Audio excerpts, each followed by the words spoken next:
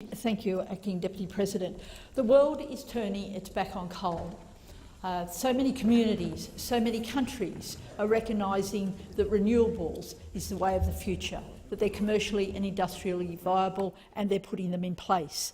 But in Australia, because of weak planning laws at a state level, weak environment laws at a federal level, it is so hard for communities to be heard, so hard to ensure that we don't allow greedy, selfish coal companies at this stage, when the coal industry clearly is at a point of transition, to engage in an unseemly coal rush just to boost their profits at a point when it causes so much damage. Excuse me. And that damage is so extensive when it comes to the Maules Creek mine. 30 million tonnes of carbon dioxide will be released every year for the 30-year life of this mine if it goes ahead. And I do congratulate the many farmers, the so many supporters across the country and indeed across the world who are working so hard to ensure the right thing is done here, that the protection for the Leard Forest is put in place, that Aboriginal sacred sites and special places are not destroyed, that the climate action that we so urgently needed is taken seriously and becomes a reality. There are so many reasons this mine should not go ahead. And I do congratulate my colleagues, Senator Christine Milne and Senator Larissa Waters, have set out the case very clearly. The locals, Phil and Rick Laird, Ros Druce, Adam Ryan, have done a fantastic job in welcoming thousands of people to their community. More than 300 have now been arrested in direct action.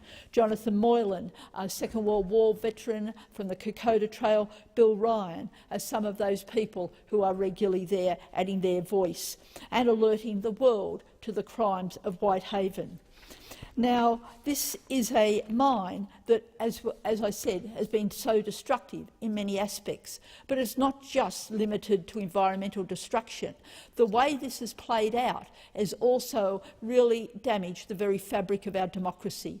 And some of the other senators have questioned, well, where is the corrupting aspects of it? Well, it is well documented now, thanks to the strong ICAC, the corruption watchdog that we have in New South Wales.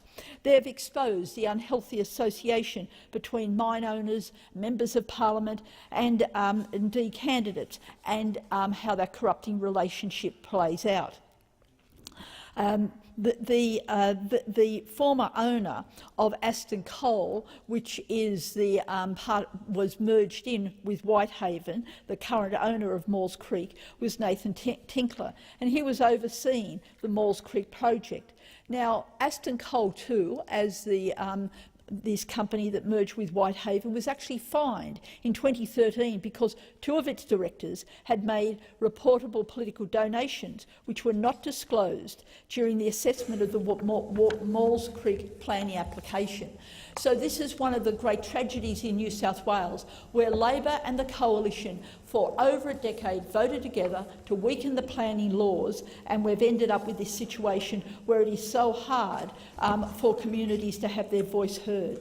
And then from Nathan Tinkler, he set it out, why he gives these large donations. His very words, that's the way we do business in New South Wales. And ICAC received evidence that Tinkler made illegal donations to the Liberal parties, associated entities, 85 and the Free Enterprise Foundation, and that he tried to bribe a Labor MP. Now, the ICAC has evidence that 85 received $66,000 in secret payments from Buildev, a development company also associated with Mr Tinkler, in exchange for political favours for the former Liberal New South Wales Liberal Energy Minister Chris Harcher. So all the way we see these connections, very corrupting influence that these political donations are having. It's made easier because of the weak planning laws. It's conducive to a climate that is so deeply damaging. The Greens are working to promote a fast transition of our energy systems from fossil fuels to renewable energy. There is no need for this damage to occur in such a wonderful area as Leard Forest. Senator Waters set out how extensive this offsets con job was and how it was perpetrated on the people of that region. And this weekend I congratulate all those associated with the bat attack and urge people to attend. Thank you.